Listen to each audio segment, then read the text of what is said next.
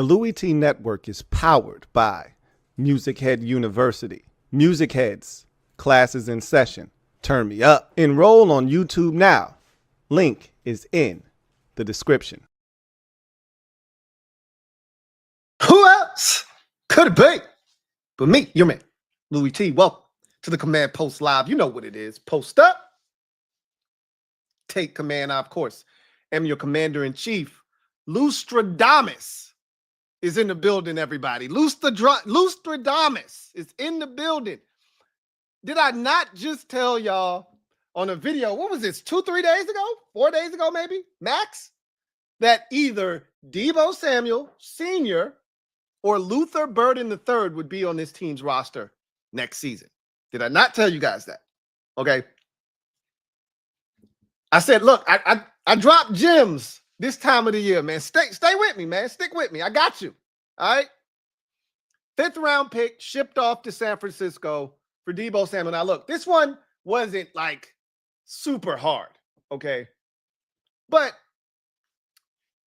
because of the relationship between our general manager, Adam Peters, and the 49ers front office, which is where he came from, the relationship he also has with Deebo Samuel, and Deebo Samuel's willingness to want to play for this organization because of Jaden Daniels, which he's already stated in the past, everything was lining up for this to get done. But more importantly, and this is what I spoke to after the Eagles won the Super Bowl, I did a video probably almost a month ago now where I talked about bridging the gap between the Eagles and ourselves.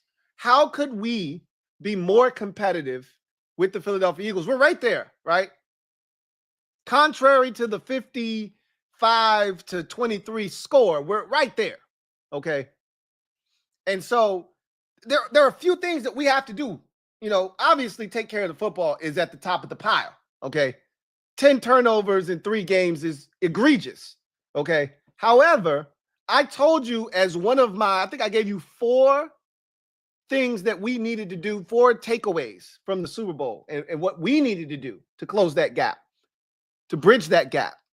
One of the things that was very high on my list was we needed a guy with run after the catch ability. And I said, as much as I had been running from Deebo, among the options that we were going to have at our disposal, we talked about Cooper Kupp, we talked about Deebo Samuel, we talked about DK Metcalf and Garrett Wilson and T. Higgins, the 5 guys that we really wanted as veteran options for this team, and we ranked them, and for me, Deebo was 4th. The only guy I didn't want more than him was Cooper Kupp, right?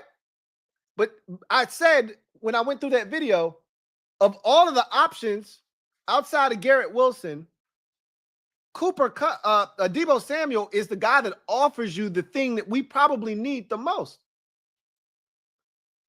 And I talked about that. Why is this kicking my ass? There we go. Yeah. And so we talked about that. And I said, we need somebody that we can get the ball in the hands of and they can make something happen. Part of the reason why I was like, yo, we should go get a Tutu Atwell type of player, right?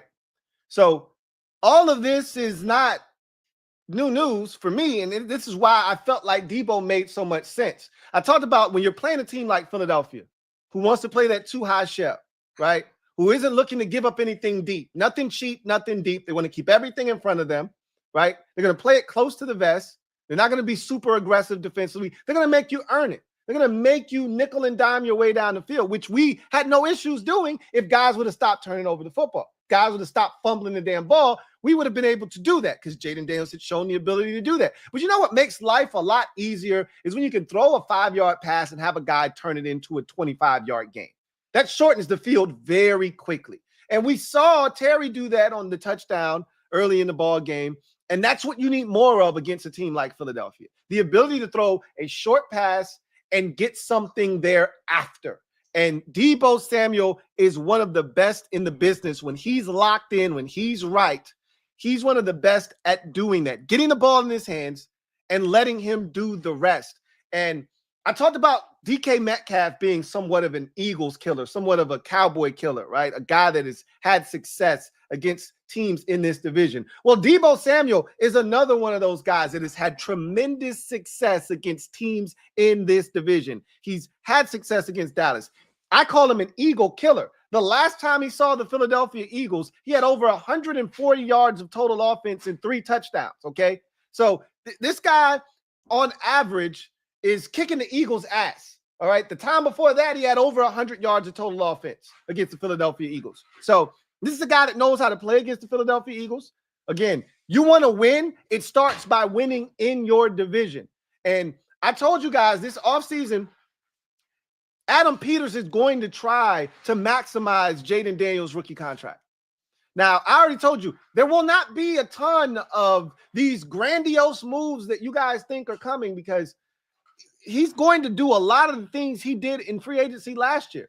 A lot of these small one-year contracts, a lot of these guys that are going to come in and help. Again, the free agents that we signed last year came in and did wonders, which is why a lot of those guys are going to be back, right? Bobby Wagner's going to be back.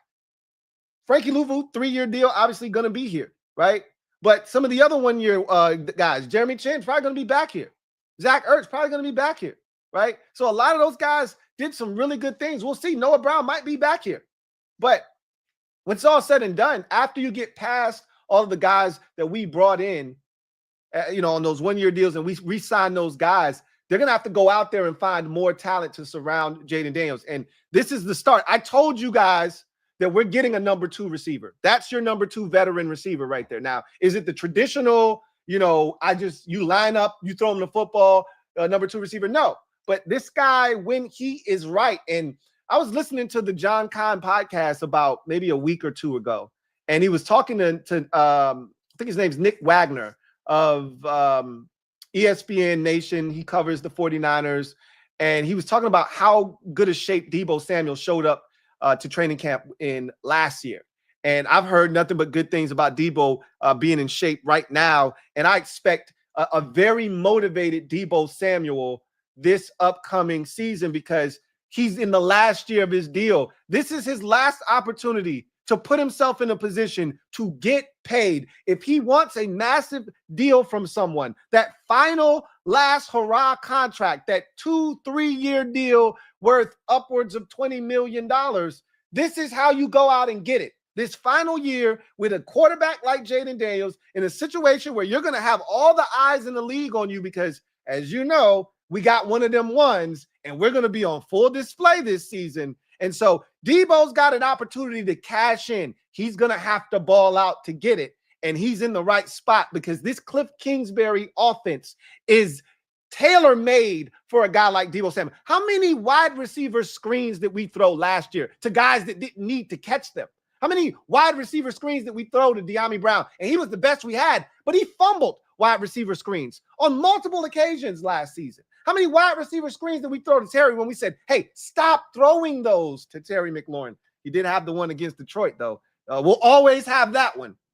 How many wide receiver screens did we throw to Olamide Zaccheaus? Hey, that's cool, but we know that's not going anywhere. I don't need to see any more Jamison Crowder wide receiver screens, and we don't have to now because we have Deebo Samuel. That's a jet sweep. That's a wide receiver screen. That's a quick hitch. That's a slant that could go the distance every time he touches the football. So you have an impactful guy that can impact the game in a multitude of ways. You can line him up in the backfield, create mismatches that way, right? You don't just have to now rely on Austin Eckler as a guy in the backfield. You can now line Deebo Samuel up there, right? And we're not done. We're going to draft one of these receivers. I don't know if you've been paying attention today, and I'm going to be doing a combine video later on this evening, but there's some athleticism coming into the NFL, and we're going to get our hands on some of it at both the running back position and the wide receiver position. Shit's about to get fun, and now you got a veteran like Deebo Samuel to help bring along with Terry McLaurin, obviously, to bring along this young rookie that we're going to try and groom, and then Luke McCaffrey as well, as we continue to put the pieces around Jaden Daniels to help take this offense to another level. This is a great move. I told you we were going to get that veteran number 2, right? Now you get the rookie wide receiver to add to the mix. And I wouldn't be shocked if they went out and got another free agent. I still would love to add a Tutu Atwell. I don't have any issues adding more speed to this mix, but there's going to be another receiver that they're going to add in free agency. You're going to draft another receiver, and you can bring back a Noah Brown if you so choose, and Olamide Zaccheaus if you so choose, and then you got your receivers. You're feeling good about that. They're going to draft one of these backs. We're going to talk about that on the Combine show later on tonight. We're going to get hey, you ever seen White Man Can't Jump? We going to Sizzlers. We going to Slizzlers. We going to Sizzlers. We getting a running back. We getting a running back. He going to have some speed. He going to have some speed. I'm feeling so good about what I'm seeing right now. And this is the first step of us putting those pieces around our quarterback, one of them ones, Jaden Daniels, to help him get to that next level, because we know next year is going to be tough. He's got a target on his back, right? It's a lot of jealousy and envy out there at the amount of attention that this man is garnering because he's so good so fast. People want to see him fail. So we got to put players around him to help him be able to do his job that much better, because we already saw what he could do with a lot less talent. Now let's see what he can do when he's got a lot more talent around him. And again, when you're playing teams like Philadelphia, who want to kind of make it mucky around the line of scrimmage, they want to kind of keep guys deep, play that too high shell, you need guys like Deebo Samuel who can break tackles, make people miss, and get yards after the catch, so that every drive isn't 13 plays, 85 yards. You want to get some chunk plays. A guy like Deebo Samuel will help you do that. And so this is a great fit. It only cost you a 5th-round pick, man. That's it. I told you it wasn't going to cost you much to get a Deebo Samuel. I told you that's a day 3 selection for a guy like Deebo Samuel. The 49ers are looking to move off of him.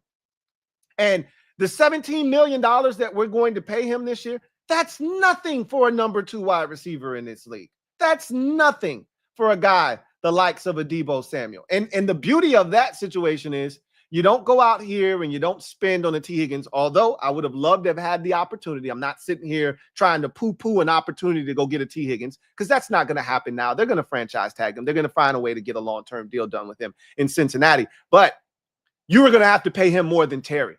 And I don't know about you, but I want my pecking order to reflect how we feel about our guys in the locker room. Terry's the done data. He's at the top of the pecking order. He's at the top of the wide receiver food chain on our squad, and he always will be. No wide receiver should be coming in here and making more money than Scary Terry. El Capitan should be at the top of the wide receiver pay scale. And so with Deebo coming in here and making $17 million, that's going to stay intact as well. As a matter of fact, we need to be working on that Terry extension right now as we speak. But that's another conversation for another day. That'll get done. I got nothing but the utmost confidence that that'll get done. But what I can tell you is that we just added a guy that is going to help this offense take that next step. We're not done yet. This is the first in I would say about a 4 to 5 step process of getting this offense where we want to get it to before the start of the 2025 season, right? One of the goals we set out for was to really add to that wide receiver room. Well, this is the beginning of that check, right? The next step is, hey, let's go ahead and fortify the offensive line. I don't know what that looks like, right? And again, it may look like nothing, because if they're keeping Brandon Coleman at left tackle, they may feel like they're straight. We may get a guy drafted for, now we don't have a 5th-round pick, but again, if I know my GM like I think I know my GM, he ain't done. We finna get something for Jonathan Allen, right? It's probably going to be a 6th-round pick. Cool. I'll take it at this point. I need something, right? And I think he wants to trade out of 29. Now, will he be able to find a trade partner to facilitate that? Don't know. But damn if he ain't going to be working those phones trying to make it happen, okay? Anyway, because as I've told you already, the real value in this draft isn't at 29. It's not at the back end of the 1st round. The real value is on day 2 of this year's draft class. The real value is rounds 2 and 3. If you could get 2 or 3, if you can get 3 or 4 selections in that little window, you're going to feel really good about what you've come away with. You're going to feel really good about your shopping escapade and the purchases that you've made. So if he can move out of 29, pick up a couple of picks in day number 2, and we walk away with 4 picks in the second and third rounds, oh, shit. It's finna be a party. However, this is the first step of getting that wide receiver room the way we need to. First step. We're going to see what the offensive line looks like, right? We can add a piece here or there. You know, we'll see what they decide to do. We'll find out very quickly. In a week's time, we'll know if they're planning on upgrading the offensive line. Because if they do something at tackle, kick Coleman inside the guard, oh, shit, we finna really turn it up, right? We know we're getting us a running back in the draft. And I know you watched the combine today. We're going to talk about that a little bit later on tonight. But I know you watched. And I know you feel as good as I feel about all of the shit that this year's running back draft class has to offer. We're closing that gap, people. We're closing the gap. All right? We're closing that gap. The discrepancy between the running back talent in this division, it's going to close. Because can you imagine getting a guy like Tootin in that backfield next to Jaden and that read option and a defender having to decide between, do I keep 5 or do I let the running back who runs a 4-2, a 4-3-2 or whatever the hell he ran today, let him get the ball? You got to pick between 1-4-3 guy or the other 4-3 dude. Damn, that shit's going to feel good, right? And he's not the only one. There's enough of those guys to go around. We'll get us one this year. Damn, it feels good to be a Commander. Let him cook, everybody. Let him cook. He's sauteing the pot right now. Let him cook. We on a new level. We on a new level. Got us Deebo Samuel. I love it. 1 year rental. 1 year rental, that's it. Let him help get us where we need to go. Maybe even hoist a banner. And then he can go on his way. And we can reallocate those resources elsewhere next year. Or we can bring him back. We can bring him back. But we'll see. We'll see what this year looks like. We'll see what this year looks like. But tell you what,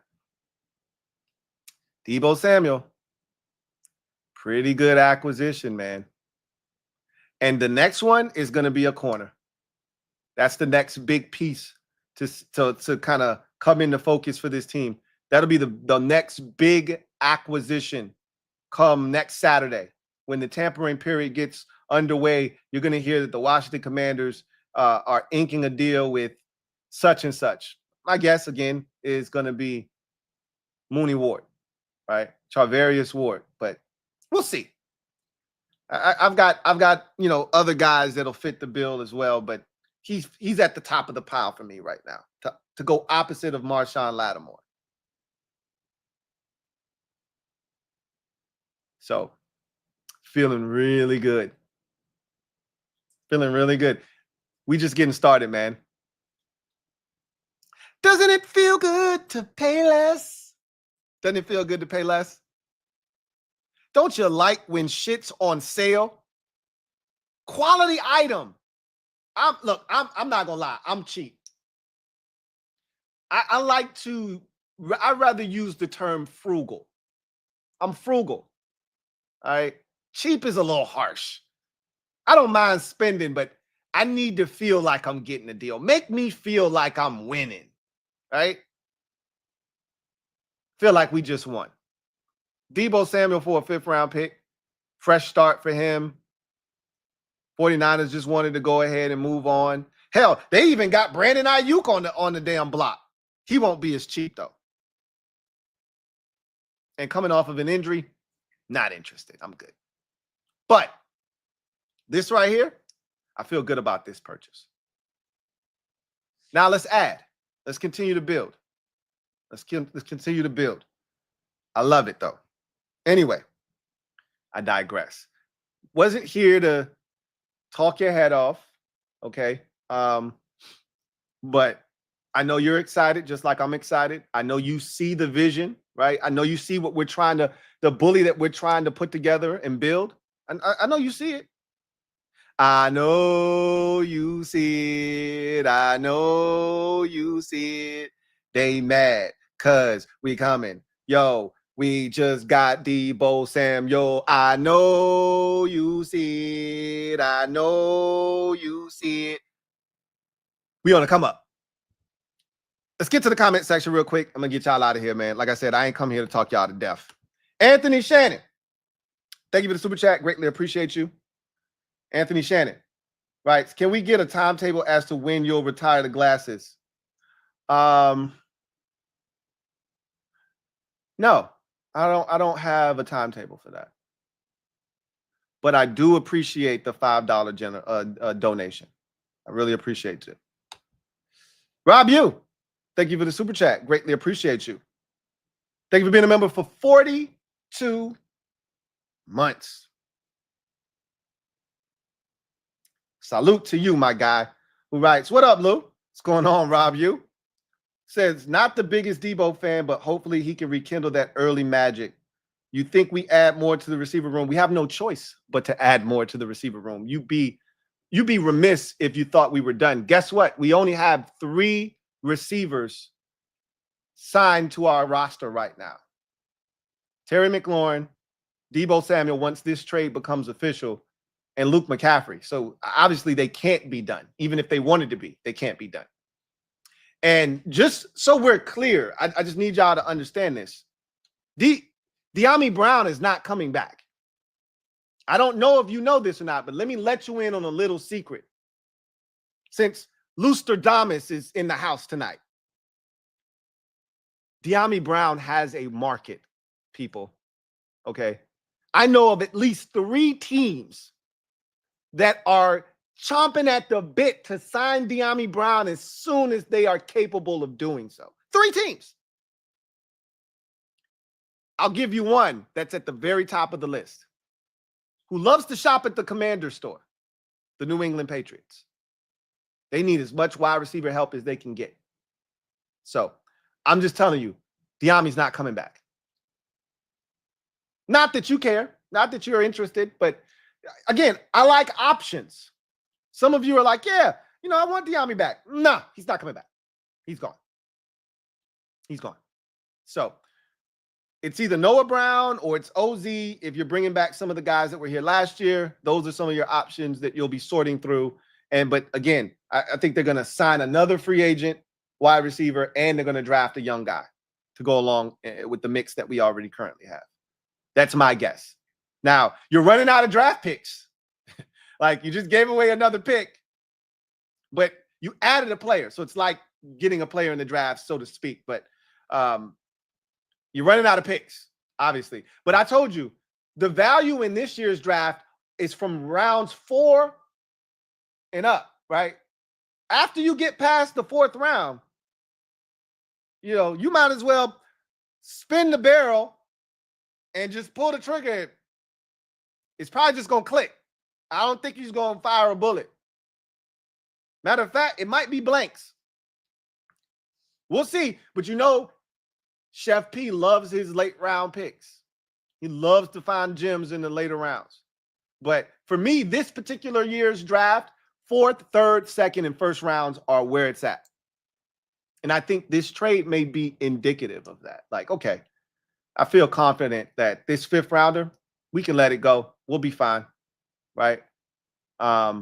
So still got a bunch of 7th rounders to play around with right now. Again, we'll see what they decide to do with those. Maybe you package those up and move up, to the 6th round. I don't know. What do you do with 2 or whatever is it? 3 7th round picks we have, whatever it is. I don't know what you do with that. But I digress. I understand that you may not be the biggest Deebo fan. And last year wasn't a great year for him. But it wasn't a great year for any of the 49ers. It was a rough year just in general for the 49ers as a whole. And again, I think you're going to get a very motivated Deebo Samuel. You got people questioning, is he washed? you're getting to that point of his career where if you want another payday, you're going to have to go out and get it this year.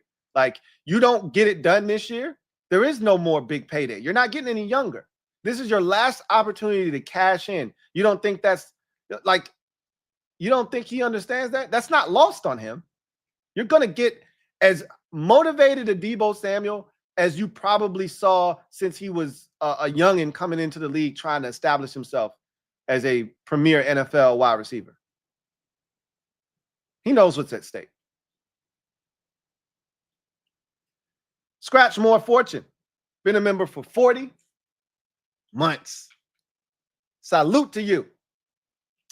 Scratch More Fortune writes, Lou, man, I hope we can get a 5th for J.A. Chef P. Speaking of which, perfect segue.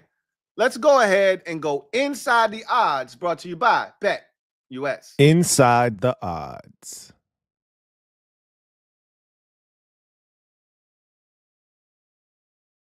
This stream is brought to you by BetUS Sportsbook and Casino. Fastest payouts in the industry. Get up to 10% back on your net losses twice a year as long as you've been active within the last 6 months. And here's the kicker. If you're new to BetUS, 150% sign-up bonus on your first deposit up to $2,000 and 125% sign-up bonus on your next 2 deposits up to $2,000 when you use the promo code YouTube150. Remember, bet responsibly. Don't bet more than you can afford to lose, and do not chase your losses. It is a dangerous practice. So we've looked at this Deebo Samuel odds from BetUS. We were the favorites, and I told you that this was going to come to fruition. Either we were going to get Deebo or we're going to get Luther Burden the third. Well, we've gotten Deebo Samuel, so there's no need for a Luther Burden the third on this squad now. But so here's something that you may be a little bit more interested in at this juncture, and that's Jonathan Allen.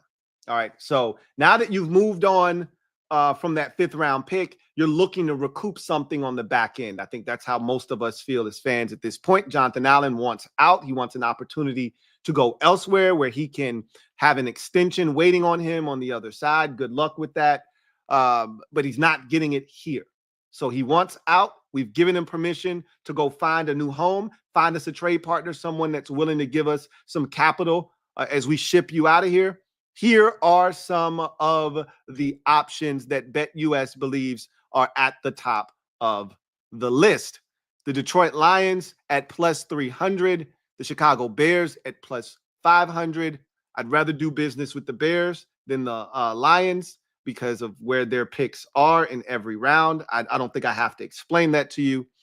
Chargers at plus 600, Texans at plus 600, Vikings at plus 700, Chiefs at plus 800, Panthers plus 900, Titans plus 900. So at the end of the day, you see a bunch of teams, sans for the Bears, that feel like they have Super Bowl aspirations. Were very good teams a season ago.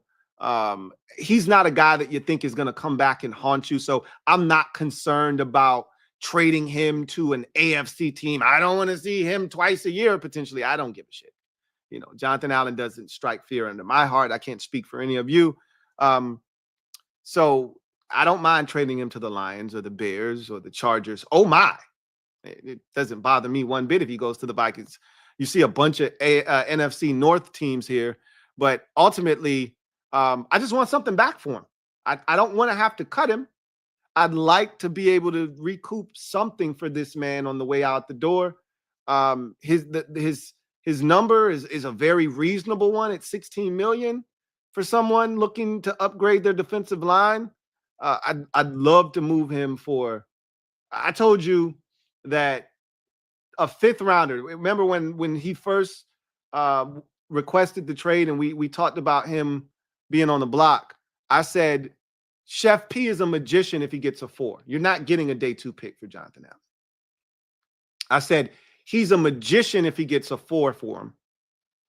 I said a 5 is what I'm after, but more realistically, it might be a 6 or a 7 or a release, a flat out release when it's all said and done. Again, they don't have to release Jonathan Allen. And if I'm them, I don't release him. I hold on to him There's no, bonus money that's lingering that you have to contend with that gives you a deadline. I told you the 49ers had a $5 million Deebo Samuel bonus that kicked in if he was on their roster at the start of the new league year. They did not want to pay that, which is why the deal kind of got accelerated. Once you get to the combine, guys start talking. This is how these deals start to accelerate. So that made a ton of sense. There's no such thing with Jonathan Allen. There's no bonus. There's no, if he's on the roster on May the 22nd, he gets $7 million. So there's no rush. There's no hurry. This is a deep defensive line draft class. So it will, it could hurt his value, which is why you want to do it before the draft, not after, but it could work both ways. And I've talked about this already. If a team went into the draft thinking they were going to come away with something on the defensive line and then they didn't, well, here's Jonathan Allen for you. Right? If a team, doesn't want to have to spend draft capital on a defensive lineman, they're in a win now mode and they don't want to wait for a guy to potentially have to develop. Well, I got a guy for that job. So we'll see what happens, where he ends up, whether it's a release from us or a trade. After this trade, I think most of us would love it if we could get something back to kind of soften the blow of having to give up yet another pick. But when you're trying to win, when you're all in, when you got one of them ones and it accelerates your process, this is the price of success, right? F them day 3 picks. F them day 3 picks. I don't got that same energy for the first day and the day 2 picks, but F them day 3 picks. Hey, as I say that out of one side of my mouth, out of the other side of my mouth, I'm like, can I get a day 3 pick for Jonathan Allen? No. We'll see what happens. Again, these numbers brought to you by Bet US. So,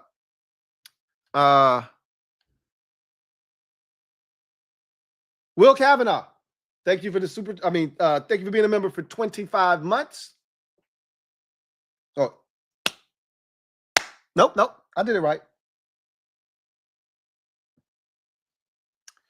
Will Kavanaugh writes, hey, Lou, does this solidify the Eagles to get Garrett?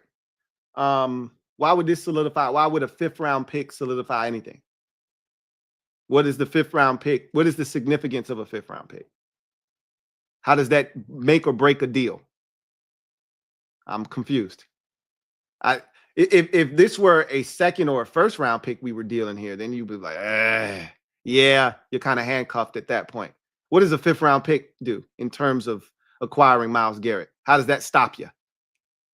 No, this has no bearing, no impact on a potential Myles Garrett trade if that were still something that, was able to come about. But again, I don't see him getting traded. So that's not really a conversation that I'm all that enthused about right now until we get word of he's available or things become really, really rocky for them in Cleveland. Like there's no hurry right now. There's no, as you get closer to the draft, that's when a Myles Garrett trade to me becomes a real thing potentially. But he doesn't have any power in that situation.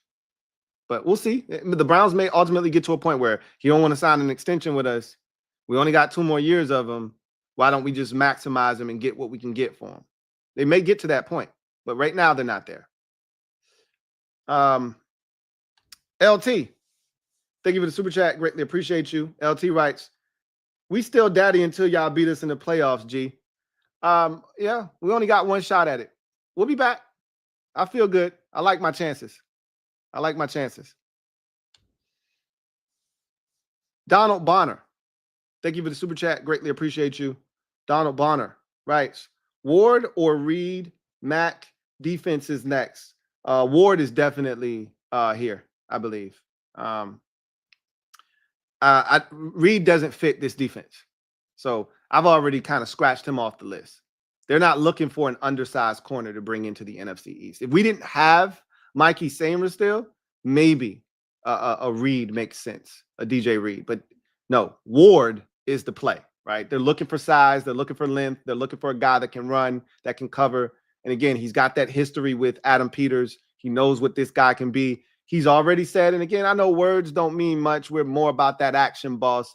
But he's already said that, you know, due to the tragedy last year with his daughter, whoever gets him this year is getting a highly motivated Charvarius Ward. He's dedicating this upcoming season to his daughter, and so I think, you know, he's gonna be, you know, really good this year. So you're getting a highly motivated Ward potentially. You're getting a highly motivated Deebo Samuel, guys that have gone to the Super Bowl, who know how to win. Those are big moves that I fully expected. I expected Deebo to be here. He's here. I expect Ward to be here. I don't think Mac is going to be here, though. I could be wrong about that. I don't see him leaving the Chargers. Mac has been a West Coast guy his entire career. Well, no, he hasn't. He was with the Bears for quite a bit. I'm not sure if he wants to leave the West Coast. And I'm not sure that the Chargers are looking to move on from him either. So I think they'll figure something out. You know, I've told you guys already, a lot of those names that you've been looking at, that you've had your eye on, I told you Alaric Jackson, the Rams would be stupid to let him go. They signed an extension with him. I said, you're looking at Chris Godwin. There's no way the Bucs are going to let him out of that building. He's a Buck, right? I said T. Higgins was going to be off the table. He's going to get franchise tag. You're not even going to have a shot at him. And I think the same thing could be said for Khalil Mack. I think the Chargers are going to make sure they get something done with him, and he's not available. And so you're going to have to turn elsewhere. You're going to have to look elsewhere. But I do think Ward is going to be on this roster. I do. Extraordinary for life. Been a member for 5 months. Really appreciate you. Who writes, do you think we can get Benjamin Morrison, cornerback from Notre Dame? Sure. You definitely can get him. Coming off of an injury. I think that injury is going to be a lot like Cooper DeJean's injury from a season ago, where Cooper DeJean was a first-round talent that slipped to the second round because he was coming off of an injury and he really wasn't able to work out, I think, until like really late in the process. I don't know if Benjamin Morrison will be able to work out at all. He may be able to work out at the Notre Dame Pro Day. He may have to put together a private workout for teams prior to the draft. But whatever the case may be, I think it's going to drop his stock. And so I think he'll be available. He'll definitely be available at 29 for sure. Will he be available at 58? That's another question. I don't think he'll be available at 58. So this goes back to where I talk about the value of trading out of 29 and accumulating picks in that day 2 window, because you would feel a lot better if you had, you know, the 7th pick and the 58th pick, and then you turn around and you've got what the Dolphins pick that we have in the 3rd round is. Let's just say that that's 74, and then you look up and you have the 100th and 8th pick in the draft. You'd feel a lot better about that than just having 29, 58, and then 74 or whatever that number is, right? So I don't think he gets to 58 is what I'm trying to tell you. He'll be there at 29, but he probably won't be there at 58. So if you want him, you're probably going to have to take him at 29. And I don't know if they feel like that would be too early, or if there's other players on the board at that time that make more sense. We'll see. Swaggy P, thank you for the super chat. Greatly appreciate you. Thank you for being a member of the MOBB. Swaggy P writes, only a 5th rounder. Chef Peters is cooking early. Well, again, Deebo wasn't going to. I told you guys the price for him wasn't going to be expensive. Okay. The 49ers wanted out. He wanted out. And when you get a team that is looking to move a guy, the price tag isn't very high. Last year of his deal, it wasn't going to cost you a lot to get Deebo. It feels good to only give up a 5th round pick. I want to feel like I won, right? I want to feel like I got a deal. We did. We got a really good deal. I feel like we got a steal, but theoretically speaking, this was the price, right? This was the price. But for a player of his caliber, who's going to be motivated going into a contract year, this feels like a steal. This feels like a steal. And boy, do I love me a good deal. This feels like a good deal. And he's not done. You said he's cooking early. Yeah, he's cooking early and he ain't done. He ain't done. By a long shot. Christopher McLaughlin, thank you for the super chat. Greatly appreciate you. Thank you for being a member of the MOBB. My guy, C-Mac, writes, hey, Lou, what's up, Chris? Says, hope all is well with you and the family. Likewise, as always. 2 questions. 1, how much more is the urgency to trade back out of the first round and get another pick and why? And 2, what do you expect the impact to be for Terry with us getting Samuel and why? So the first question, I think I've already touched on it, but I'll reiterate it again. There is an urgency to want to trade back, but again, it takes 2 to tango. It takes 2 to make this thing all right, right? It takes 2 to make it out of sight. You want to trade back, you got to find somebody that wants to trade up. You know, this isn't something you're doing, and you ain't out on the dance floor by yourself on this one. So as bad as we could want to trade out of that pick, somebody's got to want to come up and utilize that pick. There is urgency because of what I just mentioned. The value in this year's draft is in the second day. You want as many shots at the draft board on day 2 as you can possibly get. Back into the first round isn't the play. It's maximizing that pick and turning it into 2 picks versus just making 1, if that makes sense, right? So we don't have a 4th round pick. We don't have a 5th round pick right now. The play would be to move back out of 29, pick up a 2nd and a 3rd or a 2nd and a 4th, right? That's the play.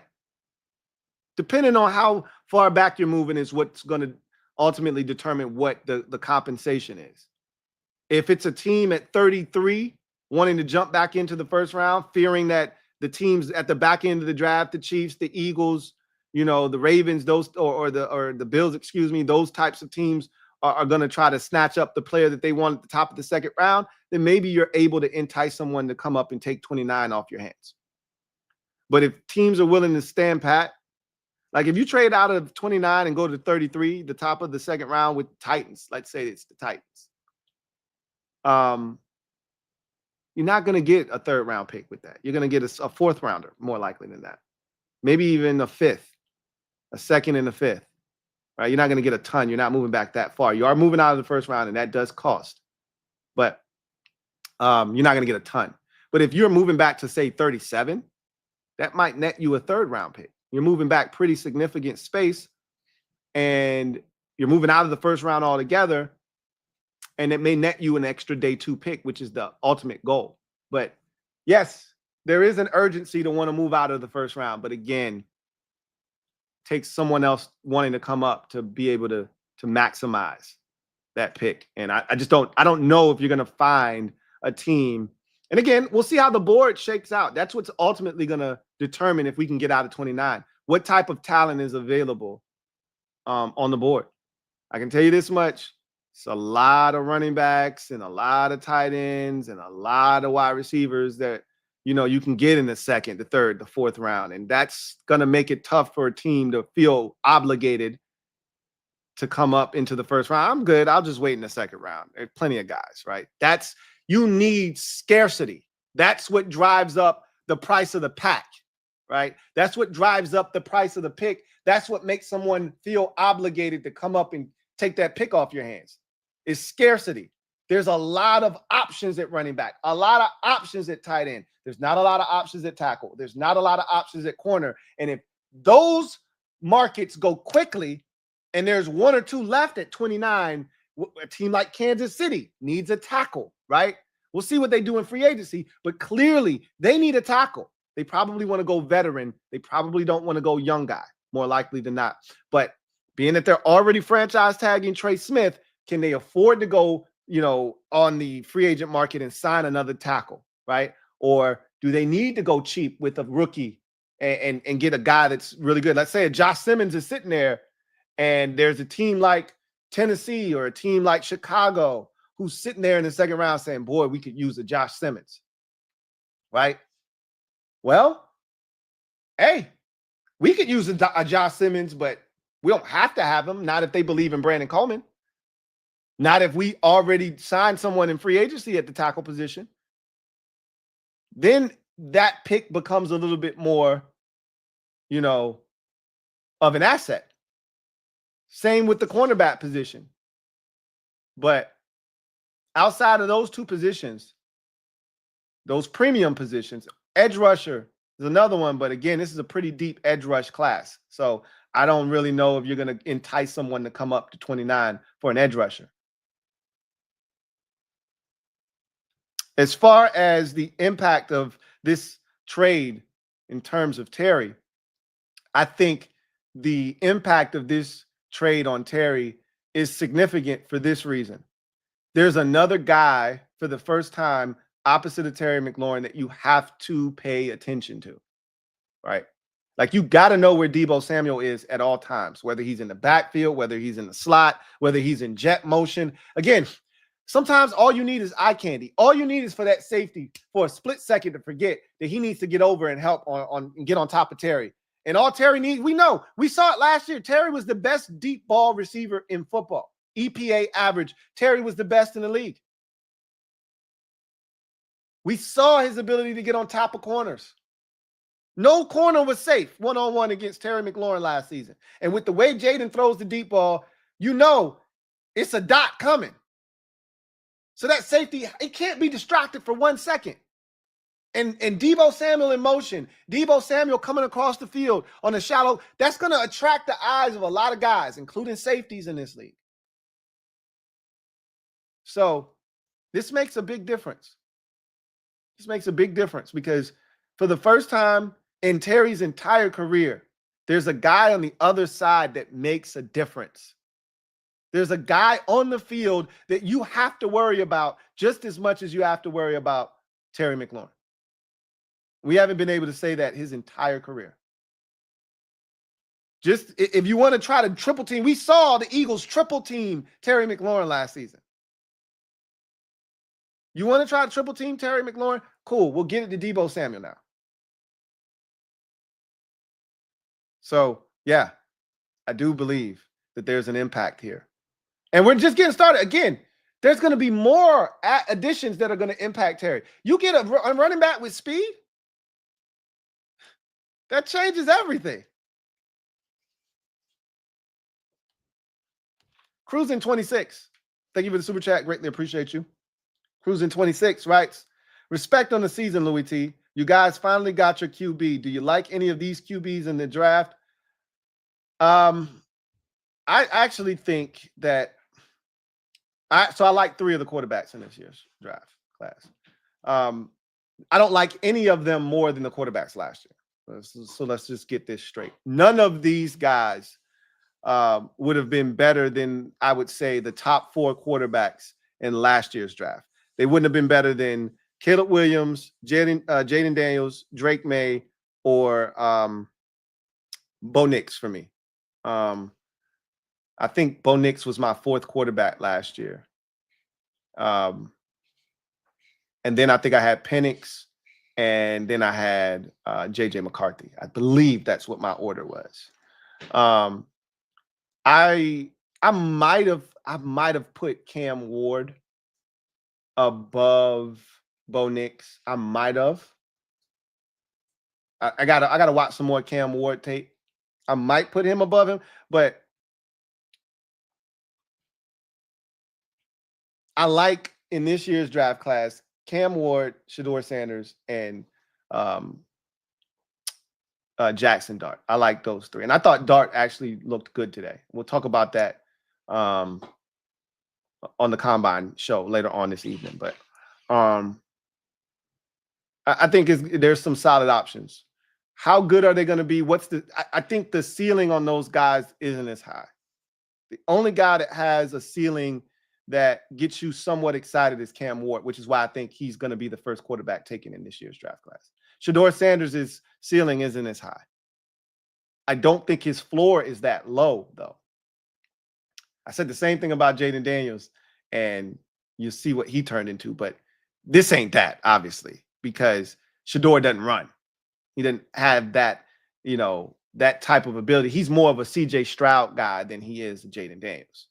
Cam Ward is more of a Jaden Daniels, but again, he's not as athletic. He's not as fast. He's not as tall, obviously, but he can throw it, man. He can throw it. But he also is a risk taker. He's going to turn it over. Like Jaden Daniels is more risk adverse. He's going to take care of the ball a little bit more. Cam is more of a gunslinger. He's going to put the ball in harm's way a little bit more. So there will be mistakes, but I think it's a solid class. This is not 2022. All right.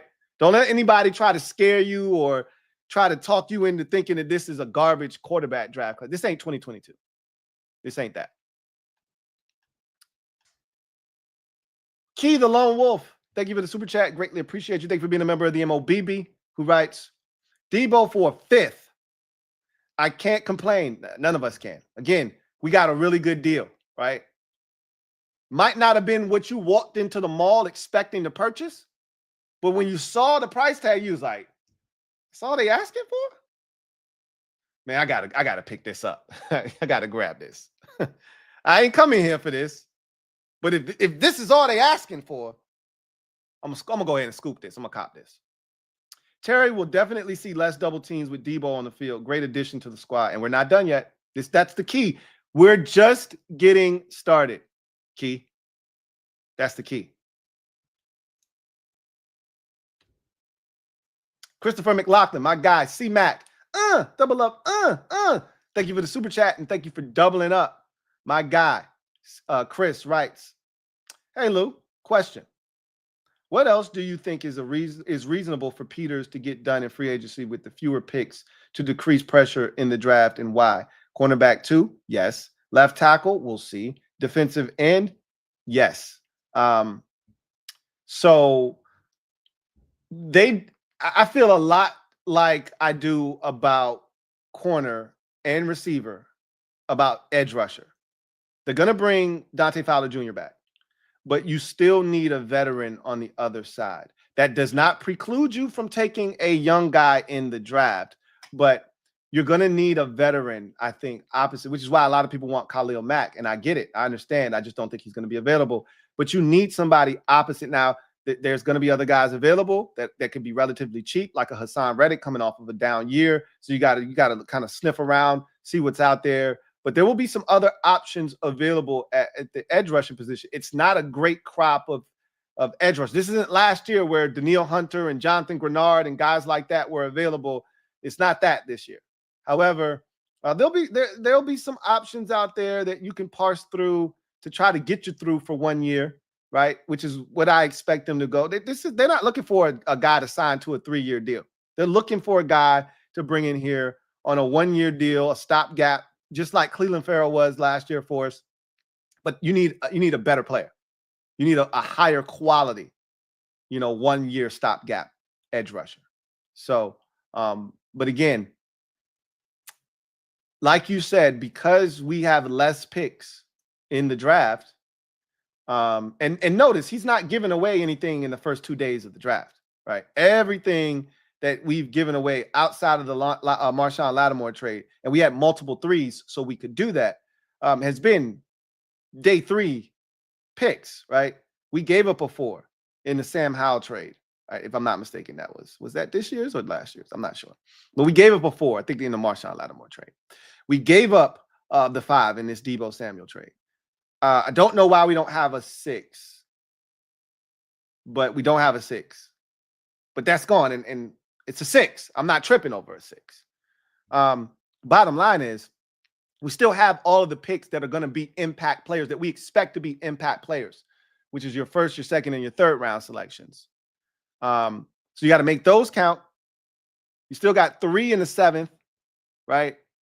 But free agency becomes even more important based off of not having anything in the middle rounds. So I think it is imperative that you get cornerback 2. That's happening. I already told you. The first purchase that we will make in free agency will be CB2. So that's not something I worry about. We're getting a cornerback to go opposite of Marshawn Lattimore. Left tackle, that's up for debate. How do they feel about Brandon Coleman? We will find out on the first day of free agency, or the first day of the tampering period, rather. We'll find out. Because if Washington goes out and signs Ronnie Stanley, then you already know that he's getting kicked inside the guard, which will be music to my ears. But if they decide we like what we saw, he was dealing with injuries, another year, getting more acclimated and comfortable to the left tackle position, he'll be just fine. And I'm okay with that if that's what they decide. I'm okay with that as well. But if that's the case, then you're not going to be aggressively hunting, tackle in free agency, right?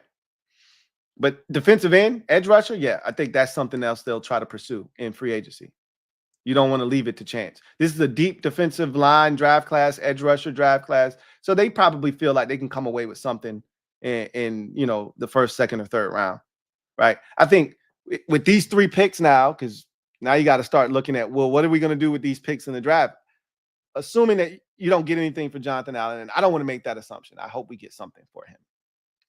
I hope we're able to trade back out of 29. Honestly, that's the hope. That's what's going to really give us the fullness and the richness of this draft, is if we can trade out of 29 and get more picks. But if we can't, and it's just 1, 2, 3, and in your 7s, I think you got to take a receiver. I think you got to take a running back, and I think you got to take an edge rusher.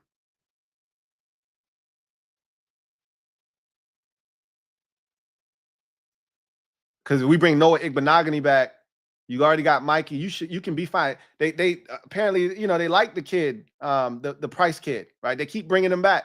So all you need to do is fill out that 5th, cornerback spot. You're not as dire at corner as you are edge rusher, running back, and wide receiver. So those would be the positions that I would remember. They got Javonte John Baptiste. They like him. They drafted him last year. So, they may not feel like edge rusher is as dire. You know what I'm saying? So we'll see. MP.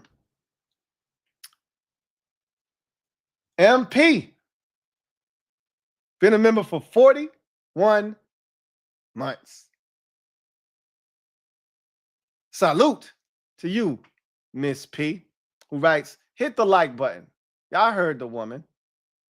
Public service announcement. If you haven't already done so, you're out there, you appreciate this content. It's over 950 of y'all out there. There's no reason that we shouldn't have over 300 likes. I really like a 1 to 2, a 2 to 1 ratio, viewers to likes. But can I at least get 3 to 1? Right? Can I at least get a 3 to 1 ratio? Can we at least get it to 300? Hit the like button. Thank you for that public service announcement, Miss P. John Perez, my guy, JP. Thank you for the super chat. Greatly appreciate you. Thank you for being a member of the MOBB. JP writes, I go to sleep for an hour. I wake up to us getting Deebo, ? I don't hate it, but I worry about his age and his injury history, but he's talented. See, these are things you worry about if he were here if we just signed him to a 3-year deal. We literally traded for this man a 5th round pick, and he's here for 1 season. That's it. We are renting Deebo Samuel for a 5th round pick. If it doesn't work out for any reason, and I'm not putting that out in the atmosphere, but if for any reason that this doesn't work out, you move on. That's the beauty of this, right? Is there's no strings attached. If this shit is a massive success, then you can come back to the table next year and work out a contract that makes sense for both sides if you truly want to bring him back. If this is a disaster, you move on, you wash your hands clean of the situation, and we move on as if it never happened. What is there not to love about this? So we'll see. We'll see. I love it. The $17.55 million, I don't even blink at that. Terry's still the highest paid receiver on this roster. That's what I was concerned about. If you go out here, you sign a T. Higgins, well, he's going to dwarf Terry in money. You go out here, you trade for a DK or a Garrett Wilson, they got to get paid. They're going to dwarf Terry in money. Now, Terry might have been able to leapfrog them with an extension, but I don't even want that to even be a conversation. Terry needs to be the highest paid receiver on this roster. No ifs, ands, or buts about it. Hey, it's that time of year, JP. Don't sleep. I didn't expect this during the combine, though. Not at the combine, not during the combine. Maybe right after it. Bless you. The Commandalorian. Thank you for the super chat. Greatly appreciate you.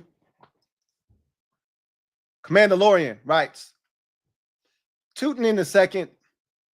Boy, he looked good today, didn't he? We'll talk about that later on the combine show. We get no running back. We get no running back.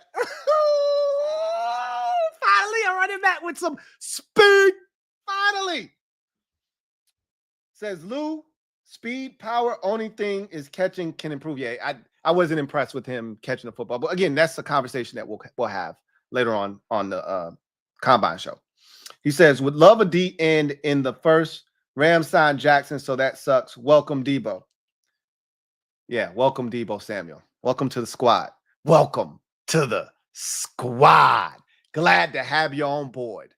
I thought the Rams would re-sign Alaric Jackson. It just made too much sense. I told y'all I thought he was going to be re-signed by the Rams. I told y'all a lot of the guys that you were eyeballing, I said a lot of people are going to get their stuff back. You're not even going to have a shot at a lot of this stuff. So we'll see, right? We'll see what happens. We on the same page though, Commandalorian. Commander-in-Chief Daily. Thank you for the super chat. Greatly appreciate you. Commander-in-Chief Daily writes, I remember when at first they wasn't. Now guess what? They caught from my cousin. I'm trying to get the song in my head. Remember when at first they wasn't. Now guess what? They caught from my cousin. I don't know where that one came from. That one went right over my head. But I know this as a wise man used to say. Back then they didn't want me. Now I'm hot. They all on me. Shout out to you if you out there. You know who you are. Rod, thank you for the super chat. Greatly appreciate you. Rod writes, Saquon's success came from that offensive line he never had with the Giants. Deebo's success will come from a quarterback he never had with the 49ers. It could. You know, Deebo's never had like the most gaudiest numbers as a pass catcher, but it's his overall impact.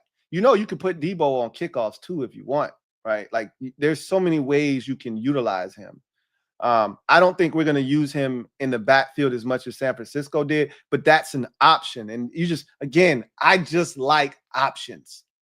That's just one more thing that we can do and one more reason for a defensive coordinator to have to stay up late at night. And a guy like Deebo Samuel in the RPO game is crazy, which is something that I wanted to see us do a little bit more of with Jaden. When we did it against the Lions, he was super successful. Getting it to Deebo in space over the middle of the football field is dangerous because now he one-on-one with the safety. You fake it, that linebacker sucks up, takes a false step, Deebo goes right behind him, boop, throw him a little dart. Now it's the safety. Deebo makes him miss. We off to the races. Stiff arm, run through him, whatever it is. So it looks a lot different when that wide receiver screen, that tunnel screen against the Eagles in the playoff game, that De'Ami Brown fumbles. That look a lot different when that's Deebo Samuel breaking that tackle and going across the field. It look a lot different when it's Deebo. Some of those wide receiver screens, I'm like, man, that shit looked like it was blocked for 50 yards, or it was at least blocked for 15, and we only got 6. Them shits look a lot different when it's Deebo Samuel catching that hoe.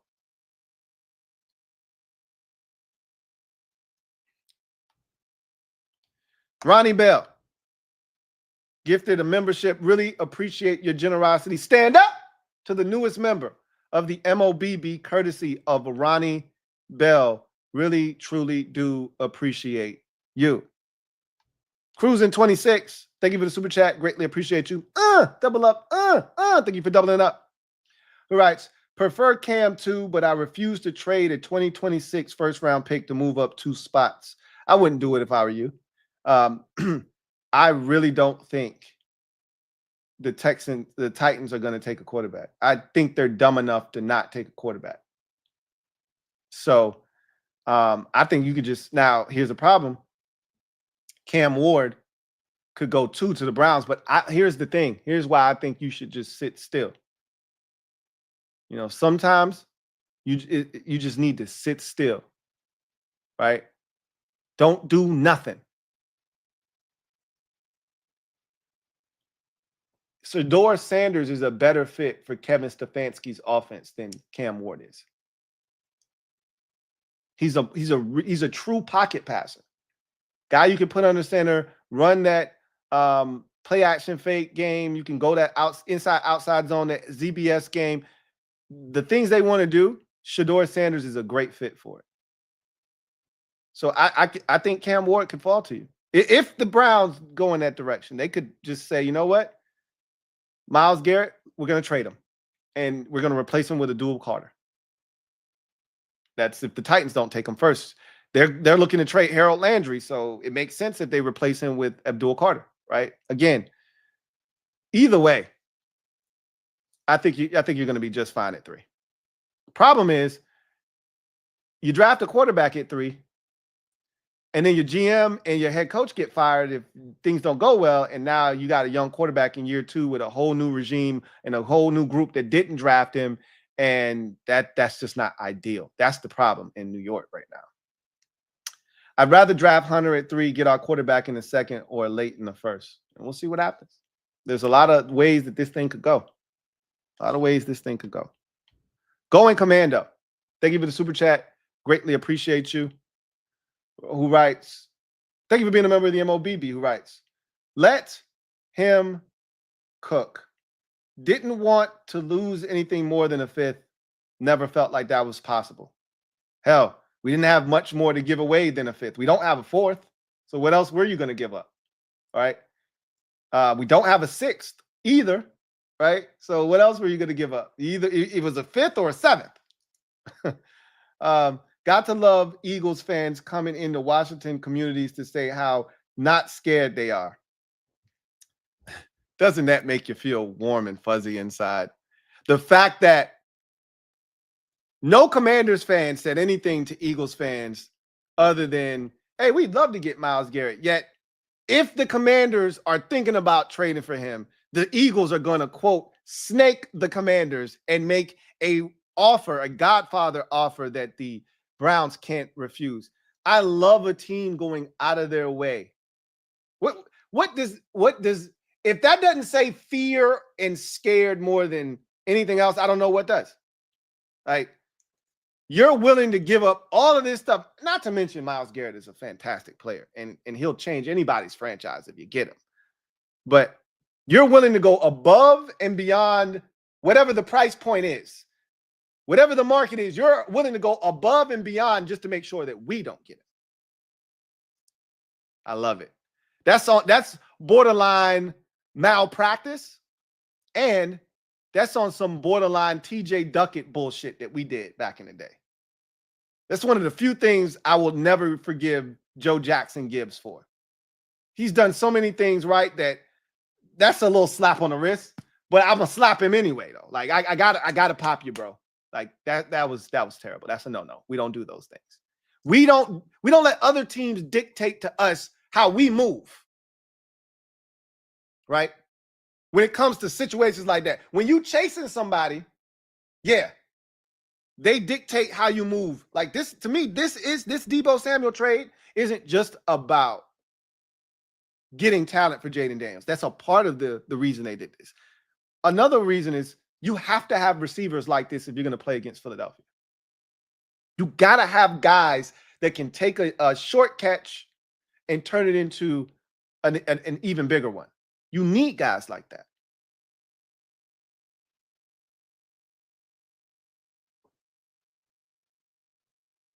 Cruising 26, thank you for the super chat. Greatly appreciate you. Cruising 26 writes, LOL, we still hate the Commanders even more now. We love you too, man. We love you too. It's the feeling's mutual, right? You just hate us less. That's all. And again, that feeling is reciprocated. You hate the Cowboys and the Eagles way more than you hate us. Same thing on my end, right? Doesn't mean we love the Giants. We just hate you less. That's all. Commander and Chief Daily. Thank you for the super chat. Greatly appreciate you. Double up. Who writes? Bismarcky, the Vapors. They call it the Vapors. I just love the horn on that sax. They call it the Vapors.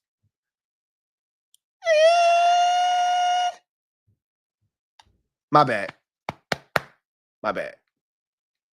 He says, P.S. The autocorrect is killing me. I was like, yo, you got me on that one, bro. That shit just... But you caught the vibe. I got it.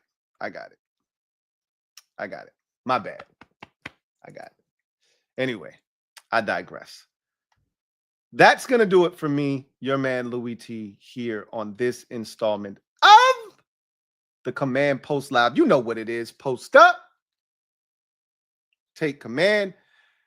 Deebo Samuel, pending a physical and everything going the way that it should go, will be a Washington Commander for a 5th-round pick. The Commanders will take on his $17.55 million salary for the 2025 season. He has 1 year remaining on his contract. He's going to play it out. There will be no extension or anything of the sort. If it works out well, maybe something gets done next year. If it doesn't, you move on.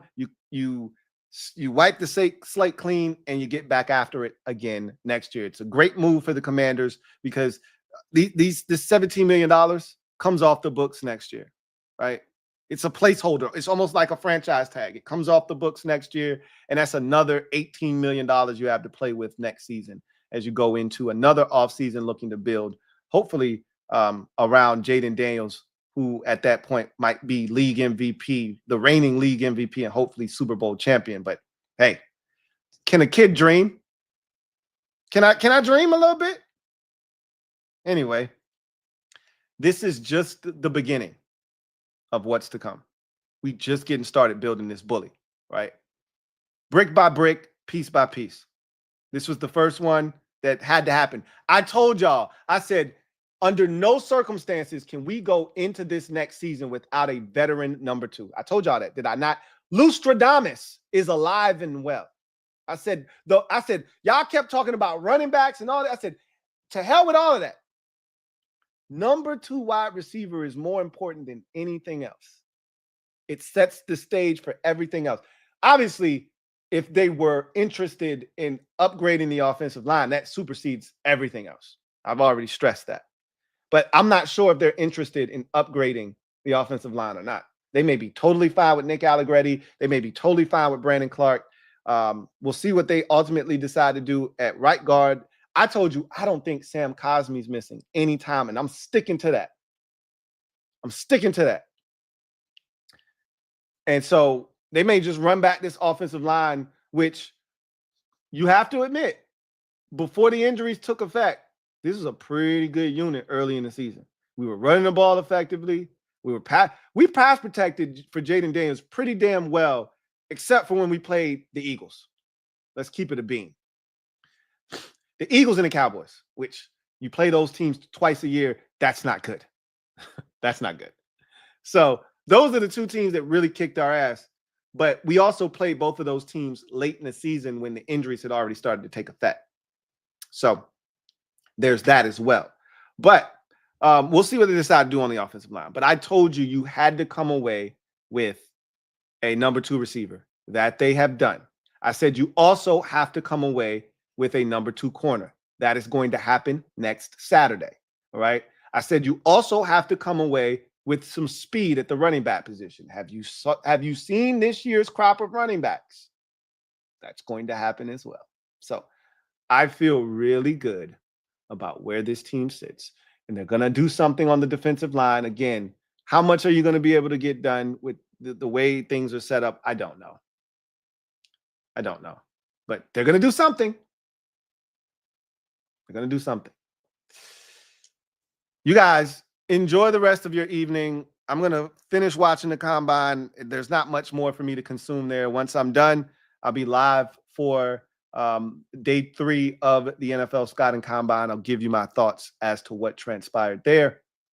And we got Deebo Samuel. Who? Deebo. Man, I'm going to just go ahead and tuck mine in. You scared? If you scared, say you scared. No? You should be. I'm your man, Louie T, signing off. Until next time, you guys have a good one. Take care. God bless. Good night. We just getting started.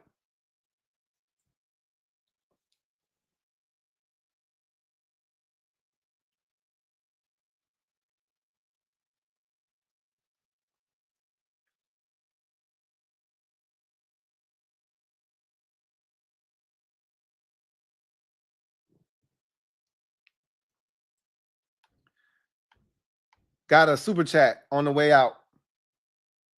For Life Niner. Thank you for the super chat. Greatly appreciate you. Who writes, Deebo will ball for you guys. It's new motivation for him. For how long? I don't know. I absolutely believe that. I absolutely believe he's going to ball. Now, like you said, the motivation is for how long? I know he's going to be motivated for 2025. That's all I'm concerned with, because that's all we're on the books for, is the $17.55 million in 2025. After that, we'll see what happens, how he plays in the season, how the year goes, if he stays healthy, et cetera, et cetera. If all goes well, we can sit down and come back to the table and talk about a reunion the following year. If it doesn't, he goes his way, we go ours, and we keep the ball rolling. We keep it pushing. But I, like you, believe he's going to be extremely motivated this season because of the nature of how last year ended, how people view him. People think he's washed. And most importantly, this is the last opportunity for him to get paid. Last time he'll be able to really hit it big on the free agent market, but he has to maximize this contract year. You kill it on the final year of this deal, and there's money on the other side of it. There's a nice big payday, the final one that he'll probably get in his career, waiting on him. If that ain't enough motivation for you, I don't know what is. So I agree with you. I think the motivation is for 1 year. That's all we need. That's it. So I'm with you on that. Now we can get out of here. You guys have a good one. Take care. See you next time. It's going to get ugly in here. Oh, in